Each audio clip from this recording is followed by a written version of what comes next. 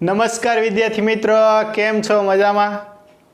આપણે કુલંબર આધારિત ઘણી બધી રીતના દાખલાઓ જોયા. ચાલો હજુ એક વધારાની રીત છે જોઈએ.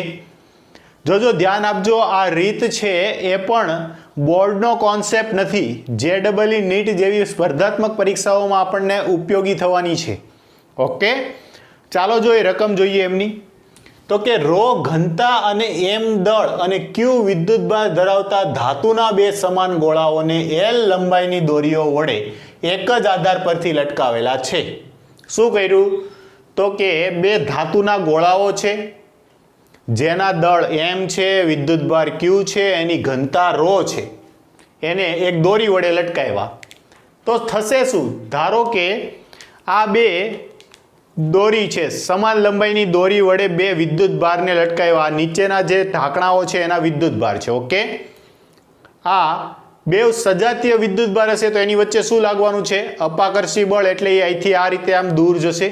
ઓકે, ચાલો આગળ વાંચીએ. આ સ્થિતિમાં બે દોરીઓ એકબીજા સાથે અમુક ખૂણાઓ બનાવે છે. ધારો કે આ ખૂણા θ છે.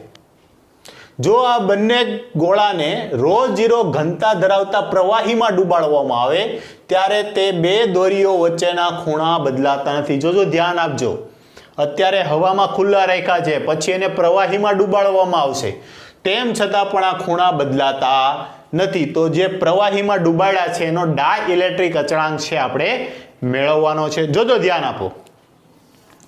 આ સમાન લંબાઈની દોરી, ધારો કે એલ વડે બે એલ લંબાઈની દોરીઓ વડે બે ગોળા, વિદ્યુતભાર ક્યુ છે, તેનું મૂલ્ય, તેનું દળ છે ધારો કે એમ છે, એની ઘનતા રો છે, એને લટકાવેલા છે. ઓકે, હવે અહીંયા તમે આ રીતે લટકાવશો તો શું થશે?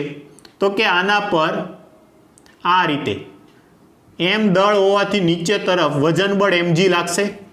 શું લાગશે? વજન બળ mg. તેવી રીતે આ અહીંયા તાણે છે, જો તાણેલા હોવાથી અહીંયા શું લાગશે? તણાવ બળ T. તો જો અહીંથી આ રીતે આ ખૂણો θ છે તો યુગ્મ કોણ Z ની રીતે આ ખૂણો પણ કેટલો થઈ જશે? θ. તો આ T ના બે ઘટક પડશે. કયા ઘટક? T, θ ની બાજુનો ઘટક cos θ, અને બીજો એક આવશે આ ઘટક. એ કયો હશે? T sin θ. ઓકે, બીજું જો બંને ગોળાઓ છે એની વચ્ચે કેવું બળ લાગશે? સજાતીય. બંને પરનો વિદ્યુતભાર કેટલો છે? Q છે. તો બે વચ્ચે અપાકર્ષી બળ લાગે ને અપાકર્ષી બળને કારણે બંને ગોળાઓ એકબીજાથી કેવા જશે? દૂર.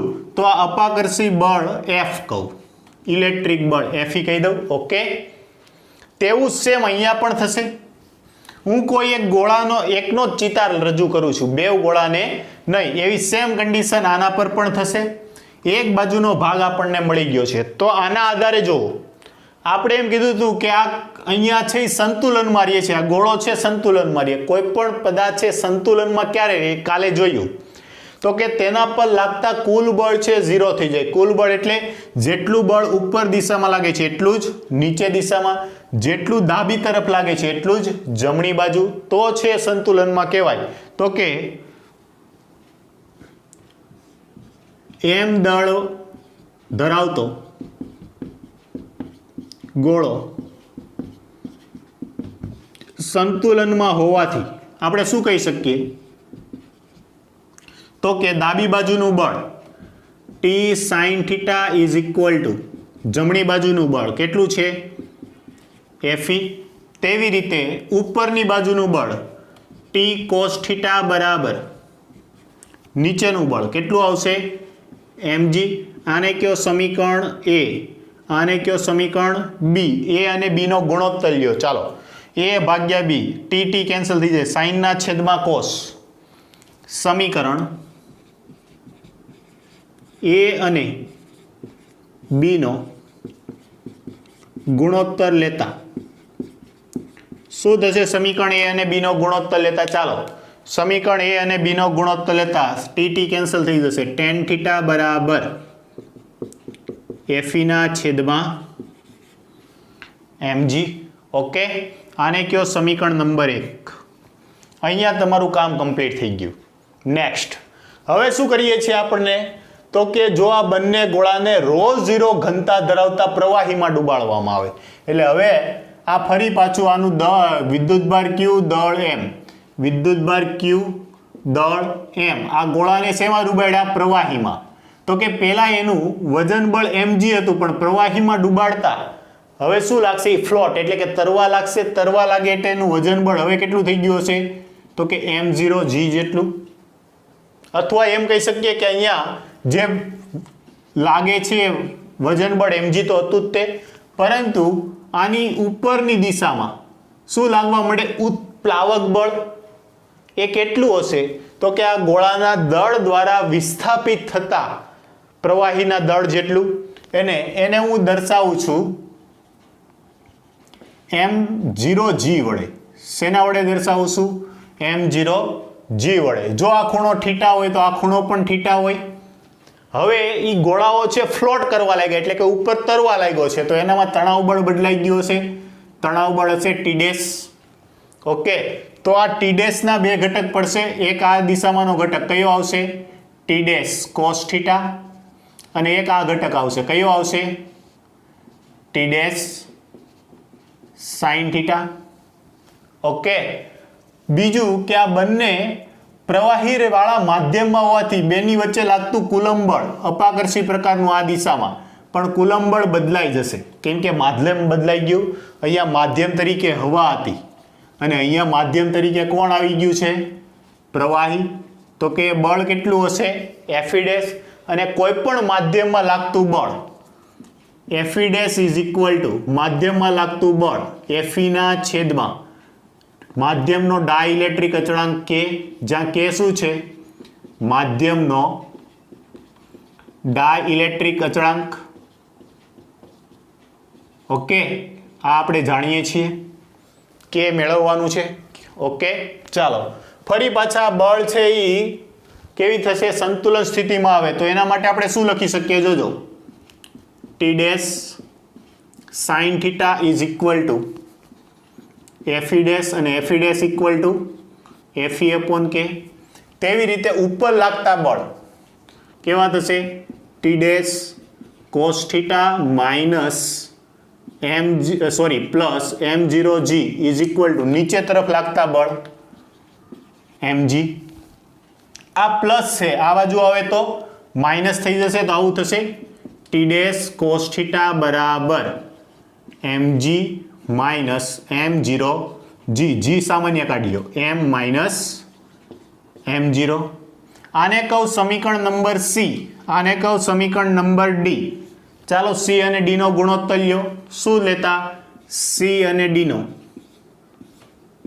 ગુણોત્તર લેતા શું થશે sin ના છેદમાં cos એટલે tan T' કેન્સલ sin ના છેદમાં cos એટલે tan θ બરાબર શું આવશે Fe upon K ના છેદમાં શું આવશે G m minus m0 okay આને કયો સમીકરણ નંબર 2 સમીકરણ 1 અને 2 ની ડાબી બાજુઓ સરખી છે જમણી બાજુ સરખાવતા શું થશે Fe upon mg is equal to Fe upon K into G m minus m0 શું કર્યું આપણે સમીકરણ 1 અને 2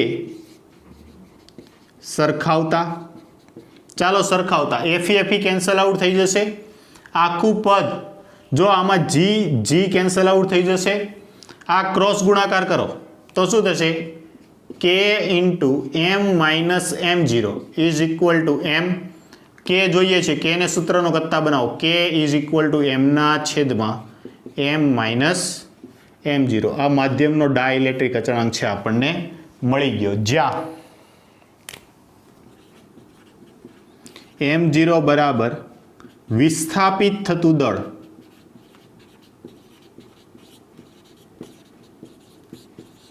વિસ્થાપિત થતું પ્રવાહીનું દળ ઓકે કોના કારણે વિસ્થાપિત થશે તો કે આ ગોળાને કારણે તો આ m upon m minus m0 પણ જુઓ અહીંયા આ જે બીજું પ્રવાહી છે એની ઘનતા ρ0 આપેલી છે, દળ આપેલું નથી. તો આપણે જાણીએ, શું જાણીએ? આપણે જાણીએ છીએ કે શું જાણીએ છીએ? ઘનતા ρ બરાબર દળના છેદમાં કદ. તો દળ બરાબર શું થશે? m બરાબર ρ ઇન્ટુ v. ઓકે, અહીંયા મૂકી દો, અહીંયા મૂકો. m0 બરાબર શું થશે? ρ0 ઇન્ટુ v. તો ચાલો કે નું સમીકરણ શું મળશે? k બરાબર ρv ના છેદમાં ρv ઇન્ટુ ρ0v. v બધામાંથી કોમન નીકળશે એટલે કેન્સલ આઉટ થઈ જાય, ρ માઇનસ ρ0. આ કોના બરાબર મળ્યું? ડાઇલેક્ટ્રિક અચળાંક કે નું સૂત્ર. જો દળ આપેલું હોય તો દળ ઉપરથી m ના છેદમાં m અપોન m ના છેદમાં m માઇનસ m0, અને જો ઘનતા આપેલી હોય તો ρ ના છેદમાં ρ માઇનસ ρ0. આ રીતે છે આપણે પદાર્થનો ડાઇલેક્ટ્રિક અચળાંક છે મેળવી શકીએ છીએ. ઓકે, ચાલો ફટાફટ છે આમને રાઇટ ડાઉન કરી લો. હવે એક વસ્તુ આમાં એડિશનલ શું પૂછાય છે? તો કે આમાં વધારાનું એ પૂછાય કે તમને ઘણી વખત છે આ માધ્યમનો ડાઇલેક્ટ્રિક અચળાંક કે આપી દે તો આ બે વચ્ચેનું અંતર કેટલા દૂર જશે એવું પૂછે. પહેલા આપી દીધું હોય ને પછી કેટલા દૂર જશે એવું પૂછ્યું હોય તો એના માટે શું કરો? જો તમારે જોઈએ છે શું, આ આટલું અંતર જોઈએ છે કેટલા દૂર જશે, તો એના માટે આને તમે બે ભાગ પાડી શકો. જો આ રીતે, તો આટલો ભાગ છે એ શું આવશે? તો કે આ લંબાઈ l છે, આ ખૂણો થીટા છે, તો તમારે એની સામેની બાજુ જોતી છે. સામેની બાજુનું સૂત્ર શું? સામેની બાજુ જોજો, સાઇન થીટા બરાબર સામેની બાજુ સાબાના છેદમાં કર્ણ, અને આ કર્ણ કયો થશે? આના આવડું આ થશે l. તો સામેની બાજુ બરાબર શું થશે? l sine theta. આ તો આટલું અંતર થયું l સાઇન થીટા, આ અંતર પણ કેટલું આવશે? l sine theta. તો જો કુલ અંતર કેટલું થઈ જશે? 2l sine theta. આ રીતે પણ મેળવી શકો છો થીટા જે આપેલો હોય તે. ઓકે, આ રીતે તમે આ બે વચ્ચેનું અંતર છે મેળવી શકો છો. ચાલો ફટાફટ છે લખી નાખો, પછી આગળનો દાખલો જોઈએ. ચાલો વિદ્યાર્થી મિત્રો, તો હવે આવી જ રીતનો એક બીજો દાખલો જોઈએ. તો કે આકૃતિમાં દર્શાવ્યા પ્રમાણે તંત્રમાં દોરીઓ શિરોલંબ સાથે 45 ડિગ્રીના ખૂણો બનાવે છે. જોજો ખૂણો આપી દીધો છે. કેટલા ડિગ્રીનો ખૂણો બનાવે છે? 45 ડિગ્રીનો. એટલે આ પણ ખૂણો 45 છે, આ પણ ખૂણો 45 ડિગ્રીનો છે. ત્યારે તંત્ર સંતુલનમાં છે. નેક્સ્ટ, જો દોરીઓ શિરોલંબ સાથે 53 ડિગ્રીનો ખૂણો બનાવે તો તે સ્થાનેથી ગોળાઓને છોડવામાં આવે ત્યારે તેનો પ્રવેગ મેળવવાનો છે, એટલે કે ગોળાનો પ્રવેગ. ત્યારે આ ખૂણો સેકન્ડમાં કેટલો થઈ જશે? આ ખૂણો 53 ડિગ્રી. ઓકે, આ રીતનો પ્રશ્ન છે પૂછેલો છે, ત્યારે આપણે પ્રવેગ મેળવવાનો કીધો. જો પેલા કન્ડિશન જોઈ લઈએ પછી કઈ રીતે પ્રવેગ મળશે એનો હું તમને રજૂઆત કરું છું. જો અહીંયા આ ગોળા q વિદ્યુત ભાર અને દળ m, q વિદ્યુત ભાર અને દળ m ધરાવતા બે ગોળાઓને l લંબાઈની દોરી વડે દ્રઢ આધાર સાથે લટકાવેલા છે. ઓકે, હવે જો અહીંયા લટકાવેલા છે તો આ બે વચ્ચે શું લાગશે? તો કે આ ગોળાનું પોતાનું વજન બળ mg નીચે તરફ, આ દોરી વડે લટકાવેલા હોવાથી તણાવ બળ T ઉપર તરફ, આ ખૂણો 45 નો હોવાથી આ ખૂણો પણ કેટલાનો બનશે? 45 ડિગ્રીનો. તેથી આ ટીના બે ઘટક પડશે. એક કયો પડશે? ઉપર દિશામાંનો, અને થીટાની બાજુનો ઘટક, એટલે આ ઘટક આવશે ટી cos 45. તેવી રીતે આ ઘટક આવશે, કયો આવશે? T sin 45. ઓકે, સમજાય છે? ઘટકો પાડવાના. બીજું કે બેવ સજાતીય ગોળા હોવાથી બેવ વચ્ચે અપાકર્ષી બળ લાગશે. કેવું લાગશે? અપાકર્ષી બળ. અને આ અપાકર્ષી બળ કઈ દિશામાં હશે? દૂર તરફ જતી દિશામાં. ઓકે, આ ગોળો ક્યાં જશે? અહીંથી દૂર તરફ. આને Fe વડે દર્શાવવું. તો આ અપાકર્ષી બળ કેટલું? તો કે k q1 q2 upon r², એટલે કે અંતર મેળવવું પડશે. હવે જો આગલા દાખલામાં મેં તમને અંતર કઈ રીતે મેળવવું એ કીધું હતું, અને જો હજુ પણ ખ્યાલ ના હોય તો હજુ એકવાર જોઈ લો. આ ખૂણો l છે, તો આટલી લંબાઈ આ ડોટેડ વડે દર્શાવું છું. આટલી લંબાઈ કેટલી આવશે? આટલી લંબાઈ. તો કે આ ખૂણાની સામેની બાજુના છેદમાં કર્ણ, તો આ થઈ જશે L sin 45. ઓકે, તેમ સેમ આ પણ એટલું આવશે. તો આ બે ગોળાઓ વચ્ચેનું કુલ અંતર કેટલું આવી જશે? 2L sin 45 અહીંયા સુધીનું. અને sin 45 એટલે કેટલું થાય? 1/√2. તો જોજો અહીંયા કરું છું, 2L sin 45 થશે 1/√2. તેથી આ અંતરને હું r વડે દર્શાવી દઉં. તો r બરાબર L/√2. આ અંતર છે બે ગોળાઓ વચ્ચેનું અંતર. કેટલું છે? r બરાબર. ઓકે, ચાલો ફરી પાછું ઉપર તારે લાગતા બળ બરાબર નીચે તરફ, ડાબી બાજુ બરાબર જમણી બાજુ. કેમ કે આપણને અહીંયા શબ્દ વાપર્યો છે. તંત્ર શેમાં છે? સંતુલનમાં છે. તંત્ર સંતુલનમાં હોય તો ડાબી બાજુ લાગતું બળ T sin 45 ડિગ્રી બરાબર જમણી બાજુનું બળ કેટલું આવશે? Fe. અને Fe બરાબર K Q1 Q2 એટલે Q² ના છેદમાં R² એટલે શું થશે? L/√2 નો વર્ગ. છેદનો છેદ √2 નો વર્ગ એટલે 2, છેદનો છેદ અંશમાં કેટલું આવશે? 2K Q²/L. ઓકે, માફ કરજો. જો √2L આવશે. આ કેટલું આવશે? √2 × L. અને અહીંયા શું આવશે? √2L નો વર્ગ. તો આ થઈ જશે K Q² ના છેદમાં 2L². ઓકે, ચાલો આને કયો સમીકરણ નંબર 1. ઉપર લાગતું બળ બરાબર નીચે લાગતું બળ એટલે કે T cos θ T cos 45 બરાબર mg. આ b બેવનો ગુણોત્તર લઈએ છીએ એટલે T કેન્સલ આઉટ થઈ જશે. શું થશે? tan 45 ડિગ્રી બરાબર સીધું લખું છું. શું આવશે? K Q²/2L² ના છેદમાં mg. tan 45 બરાબર શું થશે? 1. તો જો આ 2mg ભાગાકારમાં છે, સામે જશે તો ઉપર જશે તો શું થશે? અહીંયા K Q² ના છેદમાં L બરાબર અહીંથી 2 આ બાજુ આવ્યા અંશમાં, mg આ બાજુ આવ્યા અંશમાં. તો 2mg બરાબર K Q² ના છેદમાં L મળ્યું. આને આપણે સાચવીને રાખવાનું છે, આગળ કામ આવશે. ઓકે, તો અહીંયા સુધીની વાત છે આપણે કમ્પ્લીટ કરી દીધી. આગળ વધીએ. શું કીધું? દોરીઓને શિરોલંબ સાથે 53 નો ખૂણો બનાવે. જ્યારે આ 53 નો ખૂણો બનાવશે ત્યારે શું થશે? તો કે એનામાં લાગતું તણાવ બળ છે એ સેમ હશે, એઝ ઇટ ઇઝ ટીઝ હશે. અહીંયા વજન બળ mg જે લાગે છે એ પણ સેમ રહેશે. માત્ર શું બદલાયું છે? આપણે ખૂણો મોટો કર્યો. તો આ t છે θ 53 છે, તો આ ખૂણો પણ કેટલાનો આવશે? 53 ડિગ્રીનો. તો આ ઘટક કયો પડશે? T cos 53 અને આ ઘટક T sin 53. આ સમયે તણાવ બળ છે એ બદલાયેલું હશે. કેમ કે બોલ છે એ ક્યાં આવી ગયો? ઉપર તરફ. આ આવ્યું T sin 53. ઓકે, ચાલો બીજું જો. અહીંયા અત્યારે આ બે સંતુલનમાં T cos θ બરાબર આ બાજુ અને બે વચ્ચે અપાકર્ષી બળ લાગશે. અપાકર્ષી બળ એને હું કહું Fe ડેશ. કોઈ મને કહેશે કેમ Fe ડેશ?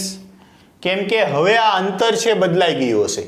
કેમ કે બે દોરીઓને શિરોલંબ સાથે 53 ના ખૂણે આ ખૂણો મોટો થઈ ગયો, તો આ અંતર છે ફરી પાછું બદલાયું હશે.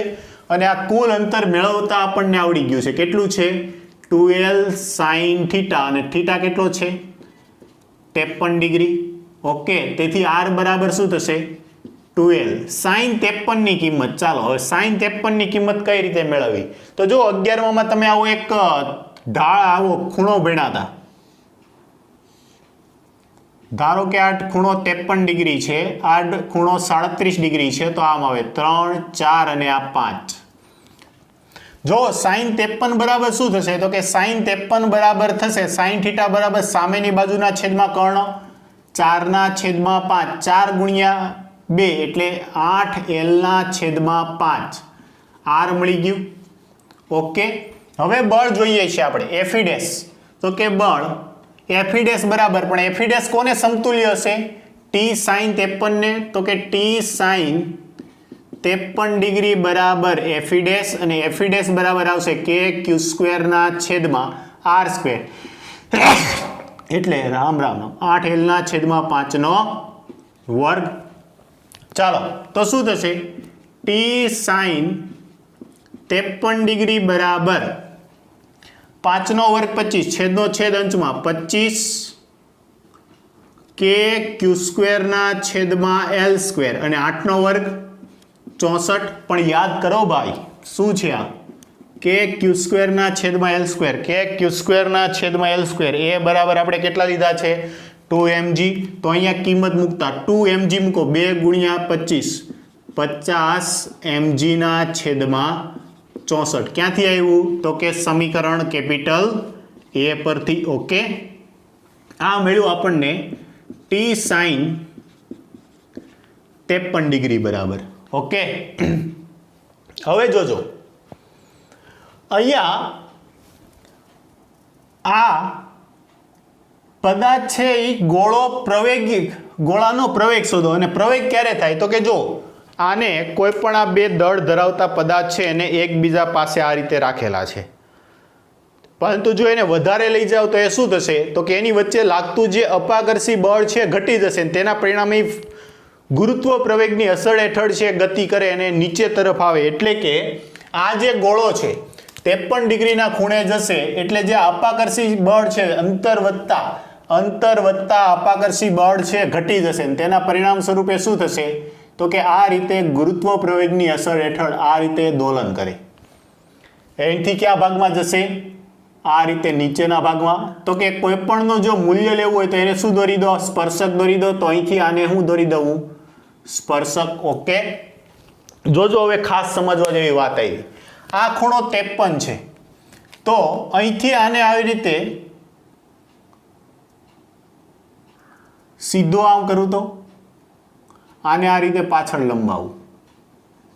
જો આ ખૂણો 53 છે તો એને રાઈટ એંગલ થયો, સ્પર્શક છે એને કાટખૂણે હોય. આ 53 છે તો 53 માંથી 90 માંથી 53 કાઢો એટલે આ ખૂણો કેટલાનો આવ્યો 37 ડિગ્રી. ઓકે જો આ ખૂણો 37 ડિગ્રીનો તો આ ખૂણો કેટલાનો આવ્યો 53 ડિગ્રીનો. અહીંયા હું લખી દઉં છું આ એફી ડેશ છે. જોજો હવે ધ્યાન આપજો.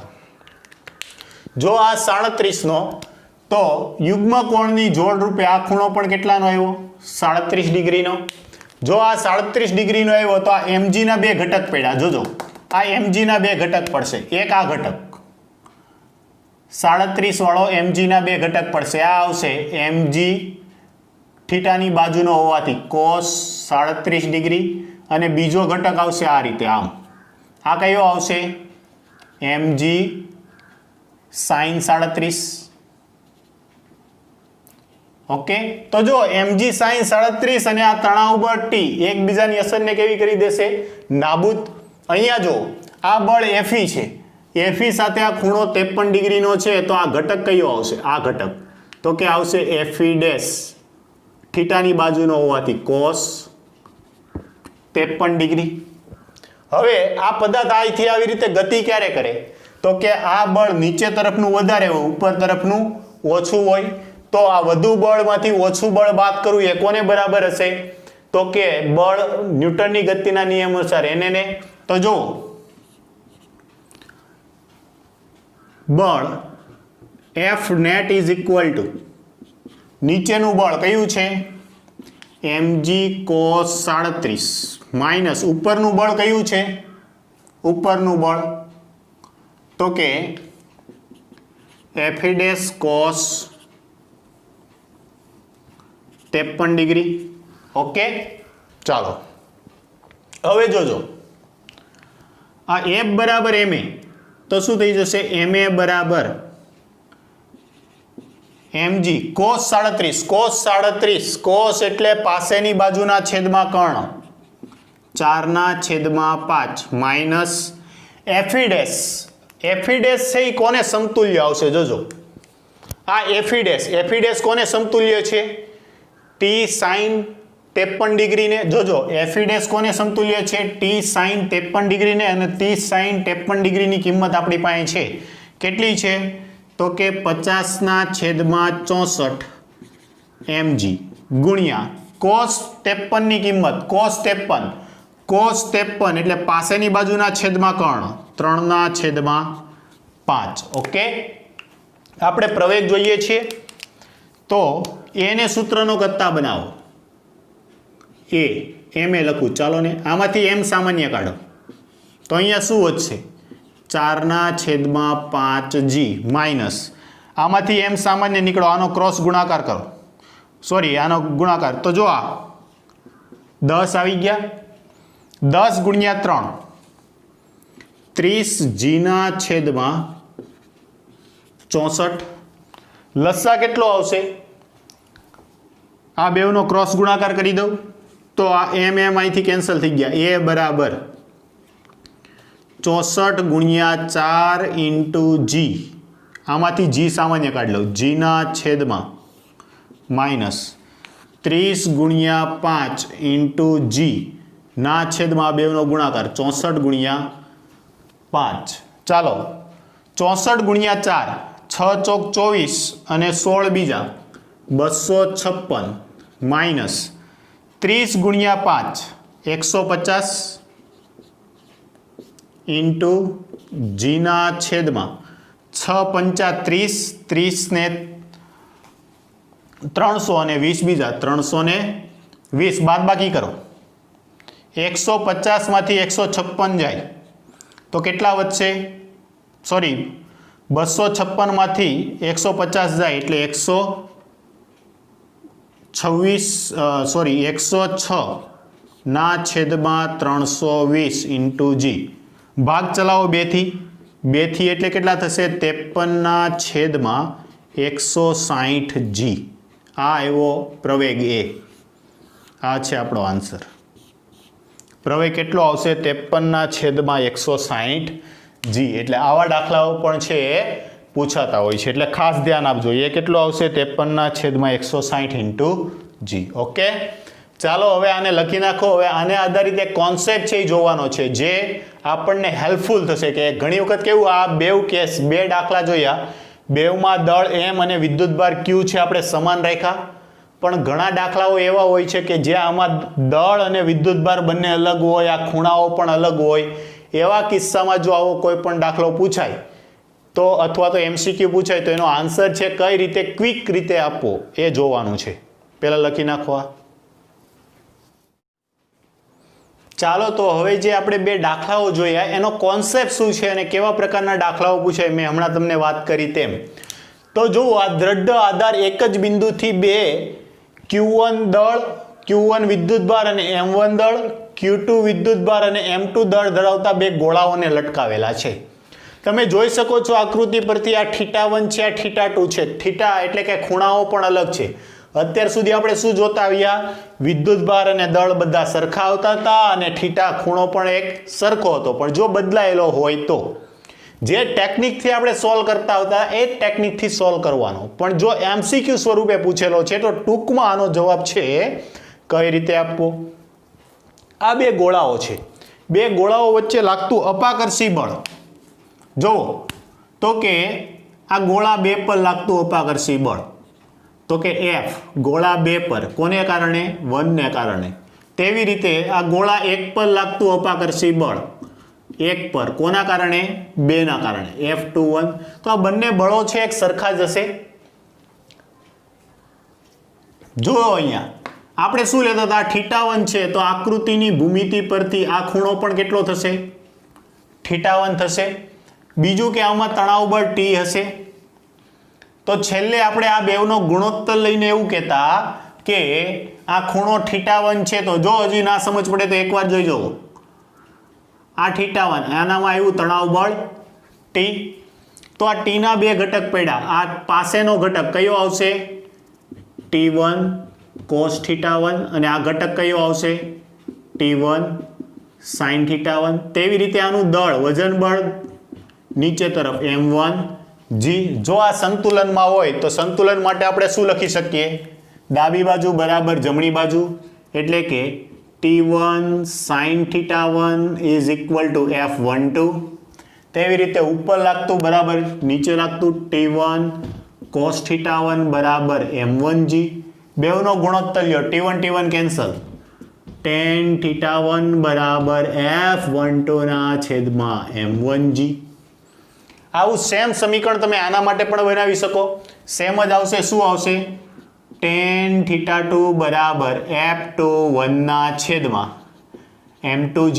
પરંતુ આપણે જાણીએ છીએ કે કુલંબ બળ છે એ કેવા છે તો કે ન્યૂટનના ગતિના ત્રીજા નિયમનું પાલન કરે કે આ ગોળો આના પર જેટલું બળ લગાડશે એટલું જ બળ આ ગોળો આના પર લગાડશે.